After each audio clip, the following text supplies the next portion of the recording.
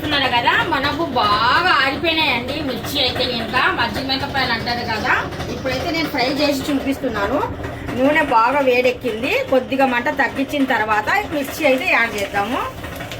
ఇప్పుడు దీన్ని బాగా ఫ్రై చేద్దాము.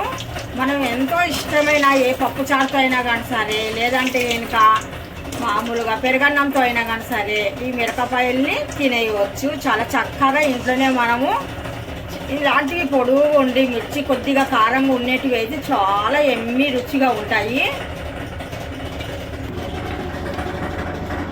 చూస్తున్నారు కదా, ఈ విధంగా అయితే నేను చేశాను. పప్పుచారు కూడా చూపించాను. పప్పుచారులో కాంబినేషన్ అనేసి ఇప్పుడు నేను ఇది చేస్తున్నాను. పప్పుచారులు చాలా బాగుంటాయి. మిర్చి ఆవకాయ అయినా మిర్చి అయినా వడియాలైనా బాగుంటాయి.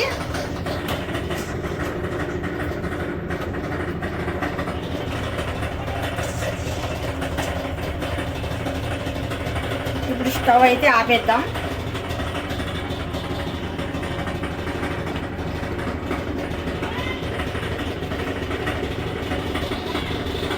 ఎంతో రుచికరమైన మజ్జిగ మిరపకాయలు రెడీ అండి. మనం ఇంట్లోనే ఇలాగ చేసుకున్నాం అనుకోండి, మజ్జిగ మిరపకాయలు ఇంకా బయట కొనవసరం లేదు. మనకు సంవత్సరం పాటు నిలువ ఉంటాయి ఇవి చాలా చక్కగా.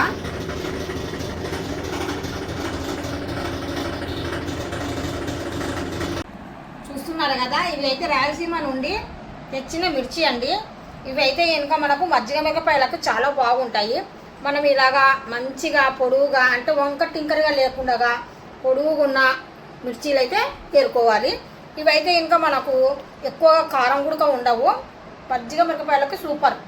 ఏ స్టేజ్ ఉండేది పక్కన తీసేసాను. చూస్తున్నారు కదా, కొద్దిగా డ్యామేజ్ అయిపోయి వంక టింకరగా ఉన్న మిరపకాయలు పక్కకు పెట్టేసాను. ఇప్పుడైతే ఈ మిరపకాయలను ఒక గిన్నెలో వేద్దాం. మిరపకాయల కింద కొద్దిగా సాల్ట్ అయితే యాడ్ చేస్తున్నాను. ఎందుకంటే ఇంకా పంటలో మందులు అవి ఇవి వేసి పండించింటారు కదా, అందుకనేసి మనము కొద్దిగా సాల్ట్ వేసి శుభ్రం చేసుకుంటే చాలా బాగుంటుంది. అందుకనేసి కొద్దిగా సాల్ట్ అయితే యాడ్ చేస్తున్నాను. ఇలాగా యాడ్ చేసిన తర్వాత ఇలాగ రెండు చేతులతో బాగా కిందికి పైకి ఒక్కసారి కడుక్కుంటే చాలు. శుభ్రంగా ఉన్నాయి ఇవి.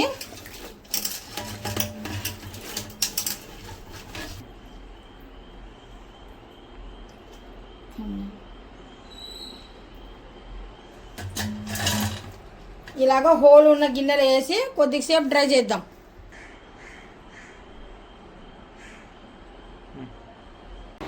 మిరపకాయలు అయితే బాగా ఆరాయి. ఇప్పుడైతే ఇంకా కటింగ్ అయితే చేసేస్తున్నాను. ఇలాగా అన్ని మిర్చీలు ఇలాగే కటింగ్ చేసేసుకొని ఒక డబ్బాలు అయితే ఇలా వేసేద్దాము. మొత్తానికి ఇలా చేసుకున్నాం అనుకోండి, వేసవి కాలంలోనే మనకు ఇవి బాగా ఆడతాయి. అందుకనేసి వేసవి కాలంలో చాలామంది మజ్జిగ మిరపకాయలు అయితే వేసుకుంటారు. పెరుగు ప్యాకెట్ అయితే తీసుకున్నాను. ఇక్కడ ఒక గిన్నె తీసుకొని మరి ఇలాగే వేస్తే ఇంకా చిన్న చిన్న పీసెస్ ముక్కలు కిందికి ఉంటే బాగుండదు. కొద్దిగా మనము దీంతో మిక్సింగ్ అయితే చేద్దాం. ఇలాగే ఇలా చేయడం వల్ల ముక్కలు అనేటివి ఇరిగిపోయి బాగా మనకు మజ్జిగ అనేది బాగా తగులుతుంది మిర్చికి.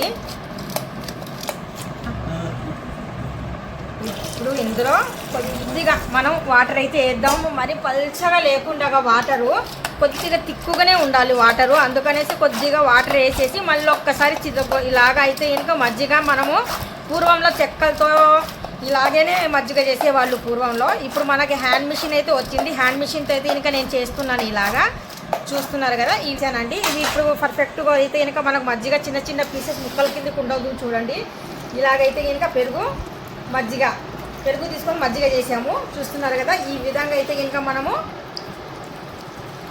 వేయాలి.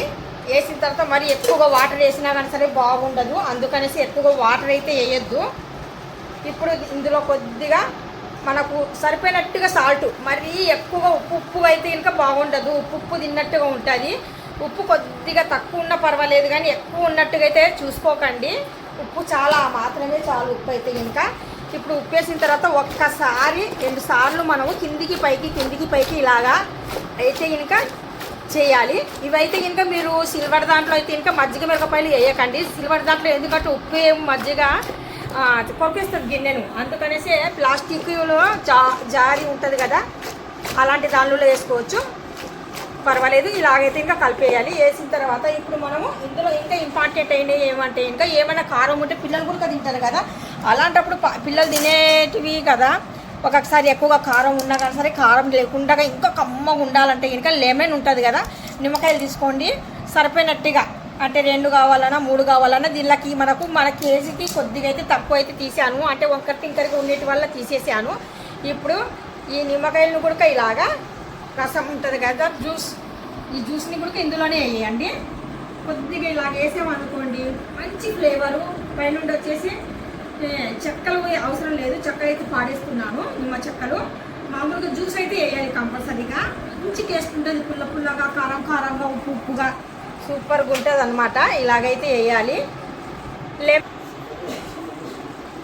ఇప్పుడైతే ఇంకా మనము జ్యూస్ వేసాం, పైన ఉన్న మిర్చికి జ్యూస్ తగిలింటుంది కదా, మళ్ళీ ఒక్కసారి ఇలాగా జస్ట్ ఒకసారి ఇలాగా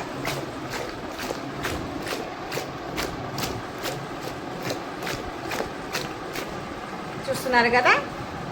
ఇప్పుడైతే ఇంకా కింద అడుగున మజ్జిగ ఉంది. మనము రోజు ఉదయం పూట మళ్ళీ ఉదయం ఒకసారి అయితే చూపిస్తాను. ఇప్పుడు మూసి పెట్టేద్దాము.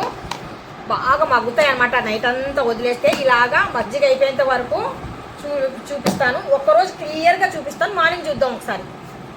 చూస్తున్నారు కదా, మిరపకాయలను నేను ఇలాగా కిందికి పైకి కిందికి పైకి కిందికి పైకి చేసేసి రాత్రంతా ఊరబెట్టేసిన తర్వాత మార్నింగు ఈ మిరపకాయలు కొద్దిగా కవర్ తీసుకొని, మంచి కవర్ తీసుకొని ఇలాగ కొద్దిగా దూరంగా వేసామనుకోండి, ఇలాగే ఎండ బాగుందనుకోండి, మనకు 3 days అయితే చాలు.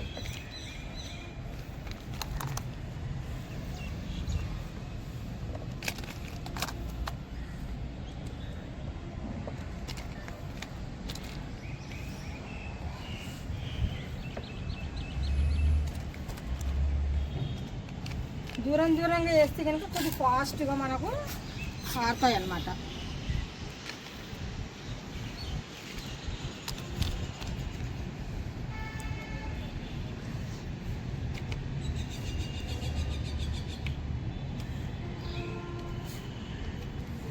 చూస్తున్నారు కదా, ఈ మాదిరిగా వేయాలి. పెరుగు ఉంటుంది కదా, మజ్జిగలాగా చేసుకుంటాం తిక్కుగా, ఇది మాత్రం ఇలాగే మూసి పెట్టుకొని కిందికి తీసుకెళ్తాము.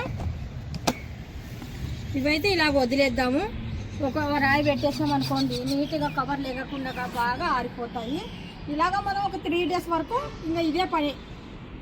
తీసిన తర్వాత ఇందులో వేయడము, మళ్ళీ ఆరబెట్టడము. ఈ మజ్జిగ అయిపోయేంత వరకు కంప్లీట్గా అలాగే చేద్దాం. ఈ రోజు అయితే రెండో రోజుకి చూస్తున్నారా కలర్ ఎంత బాగా వచ్చాయి, ఎమ్మి కలర్ వచ్చాయి. ఎండ ఉంటే బాగుండండి, ఎండ అయితే ఇంక ఇప్పుడు లేదు, కరెక్ట్గా 2:30-3 అవుతుంది. అస్సలు ఎలా ఉందంటే ఇప్పుడు మాకు వర్షం వస్తానేమో, అందుకనేసి తీసేద్దామని వచ్చేసాను. మళ్ళీ రెండో రోజు కూడా ఈరోజు వేస్తే ఇంకా చాలు, ఇందులో ఇవి పీల్చేస్తాయి. మళ్ళీ ఎండ ఉండింటే ఇంకా బాగుండు, బాగా ఆరును, ఇవన్నీ బాగా పీల్చును. 3వ రోజు ఎండ వస్తే ఇంకా ఆరబెడతాను, లేదంటే ఇంట్లోనే ఆరబెడతాను.